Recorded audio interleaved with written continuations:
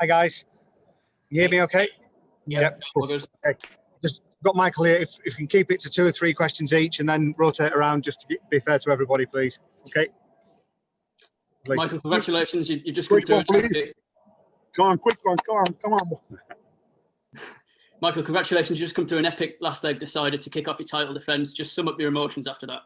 I think I played really good the whole game, and the only thing in the second set, I missed a few darts on my doubles, and I put myself in a position I shouldn't be in. And but things like that unfortunately happen in darts. And then the most important thing is, are you capable of bouncing back? And I think I was. I think I did, and I think I did the right thing at the right moment. And there was a good performance of me. I know I've got a big target on my back, but yeah, I can't really complain.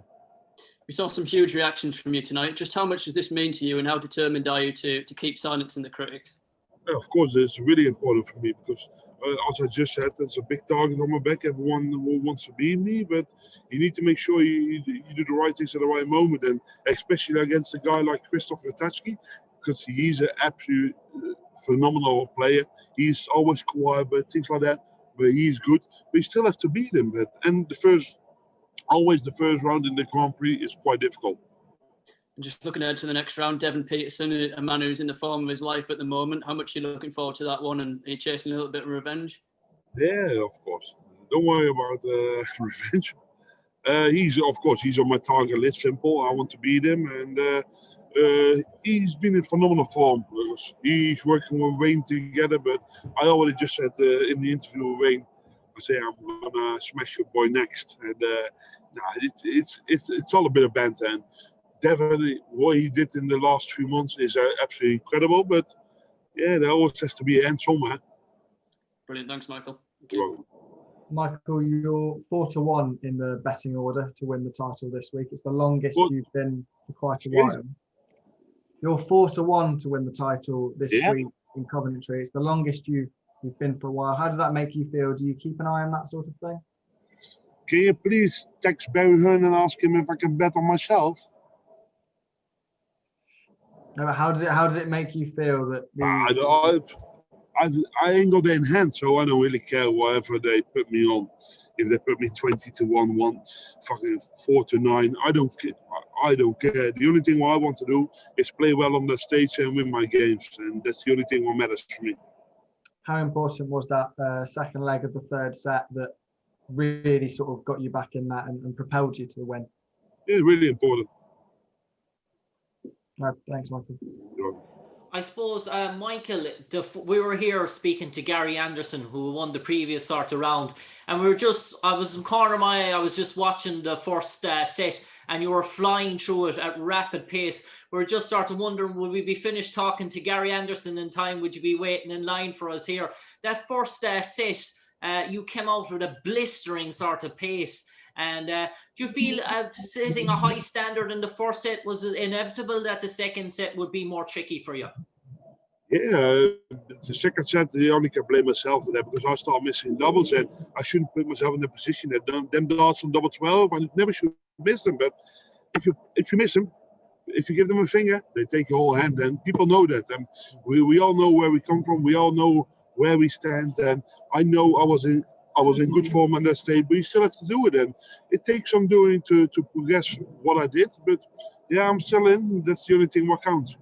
And I suppose, Michael, in terms of that, is it good to really have things to work on going into the next round? I suppose you could have come through that if you carried on the first form in the first set, a sort of a flawless sort of victory. But now you realise as well that probably as well you had perfection in an awful lot of the first set, and probably there's things to work on and improve to get better as well. Yeah, of course, but there's a lot to improve because I only played 99 average, and I know I have to do better in the next round because I'm going to play Devon and he might throw 105 average. You never know, so you need to make sure you're prepared for everything in life. So yeah, I'm going to work hard on my game, and I'll make sure I'm going to be ready for the next game.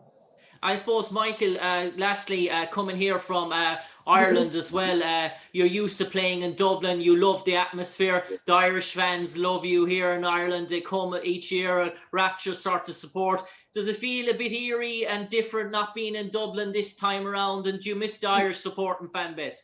It feels really different. I think it's not in my favour because the Irish crowd, they are most of the time on my side, and I like to play. I like to play in Ireland, but things are really different at the moment with the COVID thing and everything. What can you do?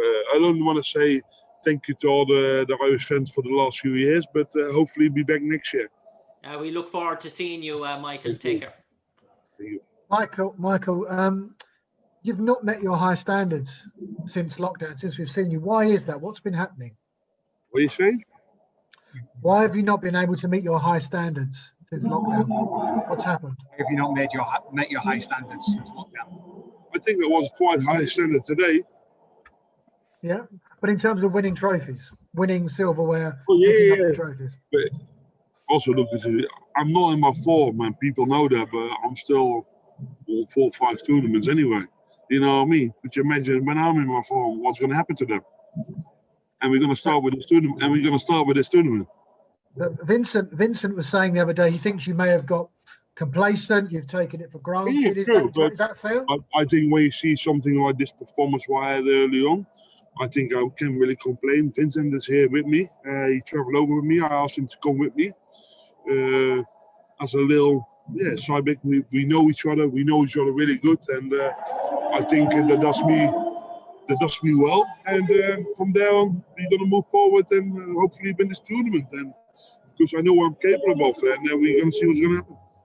You have new darts, but has anything changed off the hockey that's affected your form? Is there a reason to explain why you've lost so many times in lockdown?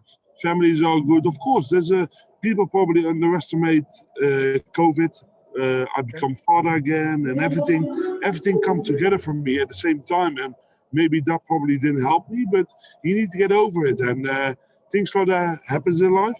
But we're going to see what's going to happen. I feel good, and I just need to make sure I'm going to do better in the next few months. And I feel comfortable. Otherwise, you can't perform things like that. That's one thing for sure. But you also have to keep doing it regularly. And just finally, Adrian Lewis, Stephen Bunting have both pulled out because they've got COVID. Yeah. How important is it that players keep themselves responsible and don't catch this virus? Because you could affect everyone needs to keep have their own responsibility. Wash your hands, clean your hands, things like that. I do it all the time. I've got a family at home as well. You don't want to risk anything. Sometimes you can't do anything against it, but try to do everything against it so you don't make a mistake.